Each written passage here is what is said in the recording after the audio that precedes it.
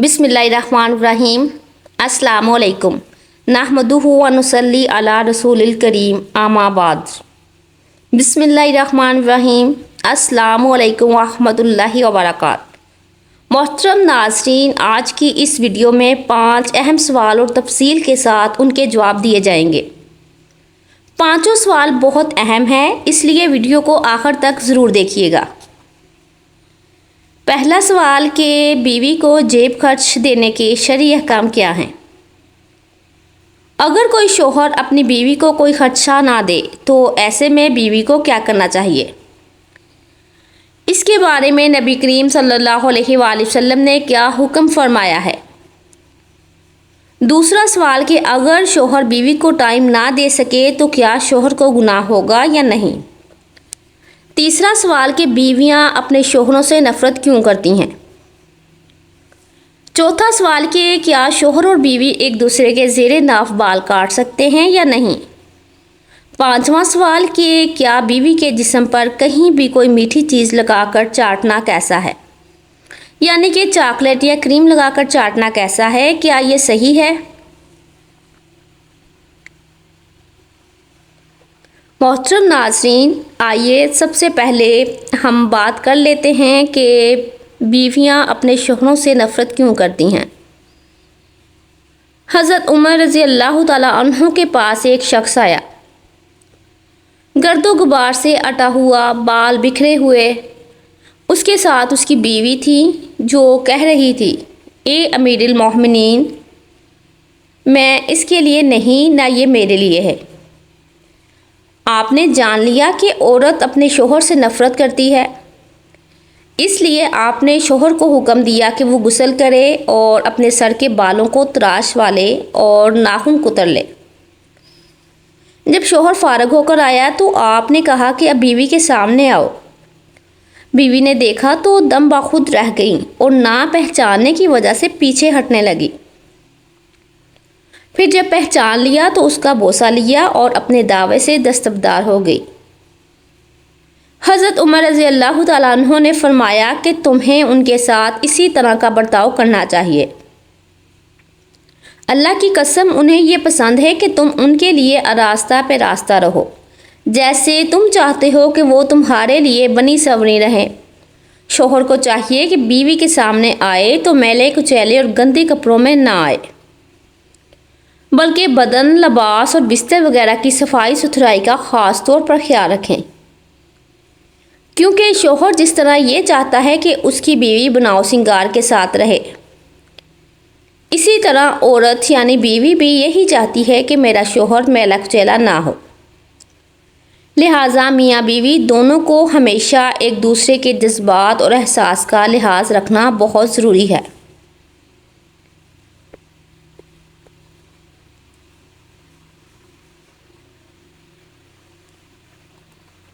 दूसरा सवाल कि अगर शोहर बीवी को टाइम ना दे सके तो क्या शोहर को गुनाह होगा या नहीं। बीवी को टाइम ना देने के शोहर के बहुत सारे उज़र हो सकते हैं। एक तो ये है कि वो बहुत ज़्यादा मसरूफ़ है, रात को देर से घर आता है, बीवी सो चुकी होती है, बच्चों को सुबह तैयार करके भेजना होता है, तो ऐसे में ये गुनाह तो नहीं है, लेकिन मियाँ की जानिब से बीवी के हक़ में ज़्यादती है, क्योंकि बीवी को टाइम देना शोहर का हक़ है। एक मसला ये भी है कि शोहर बीवी से ऐसी लापरवाही इख्तियार कर ले कि महीनों गुजर जाएं, वो उसके करीब ही ना आए, तो ये जो सूरत है ये गुनाह के ज़मरे में दाखिल हो सकती है। इस पर रवायात मौजूद हैं। हज़रत सैयदना उमर फ़ारूक रज़ी अल्लाह ताला अन्हु का फरमान है कि 4 महीने इस तरह नहीं गुजरने चाहिए कि शोहर अपनी बीवी के करीब भी ना जाए और वो बैरूने मुल्क भी जाए, तो बहरहाल जो बीवी का हक़ है वो बाकी है। 4 महीने के अंदर मियाँ बीवी का आपस में आना, पास आना लाजम होगा।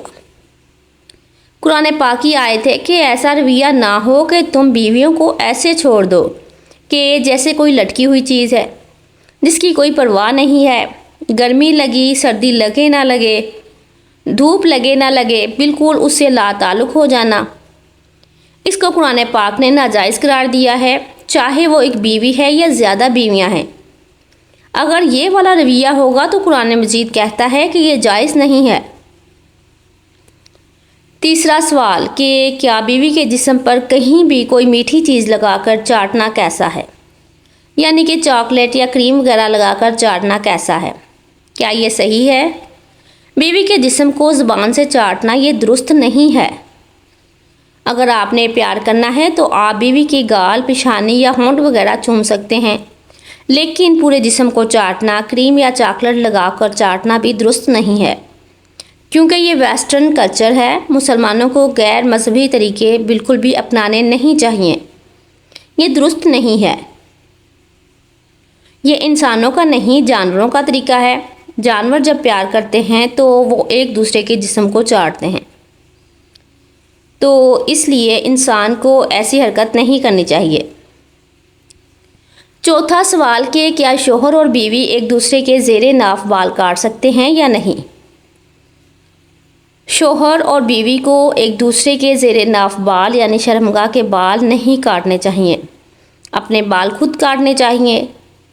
اگر شوہر یا بیوی معذور ہے، بیمار ہے یا ایسی کوئی مجبوری یا بیماری ہے کہ شوہر یا بیوی اپنے بال نہیں کاٹ سکتے، اس صورت میں شوہر اپنی بیوی اور شوہر کے زیر ناف بال کاٹ سکتی ہیں۔ بغیر کسی وجہ کے صرف مزے کے لیے ایسے کرنا غلط ہے، ایسا ہرگز نہیں کرنا چاہیے۔ پانچواں سوال کہ بیوی کو خرچہ دینے کا کیا حکم ہے؟ بیوی کو خرچہ نہ دینے کی کیا سزا ہے؟ اگر کوئی شوہر اپنی بیوی کو کسی بھی طرح کا کوئی خرچہ نہ دے تو ایسے میں بیوی کو کیا کرنا چاہیے؟ اس کے بارے میں نبی کریم صلی اللہ علیہ وآلہ وسلم نے کیا فرمایا ہے؟ اگر کوئی شوہر اپنی بیوی کو خرچہ نہیں دیتا تو پھر بیوی کو کیا کرنا چاہیے؟ یہ ویڈیو ہر میاں بیوی کے لیے بہت ہی زیادہ اہم ہے۔ ایک عورت اپنے گھر والوں کو، اپنے ماں باپ کو، اپنے بہن بھائیوں کو، سب کو چھوڑ کر آپ کے پاس اپنی زندگی بسانے کے لیے آتی ہے۔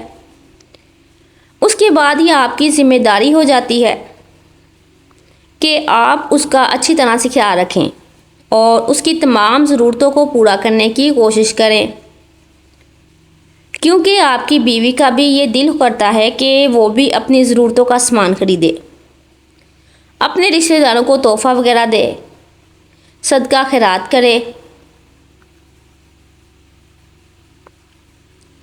مگر بہت سے لوگ گھر کا سارا سامان تو لا کر دے دیتے ہیں، مگر اپنی بیوی کو کسی بھی طرح کا کوئی خرچہ نہیں دیتے۔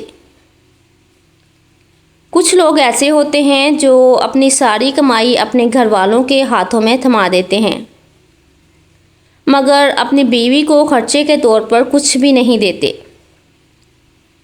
جب بیوی خرچے کے بارے میں بولتی ہے تو وہ جواب دیتے ہیں کہ وہ خود ہی اس کا سامان لا کر دے دیں گے۔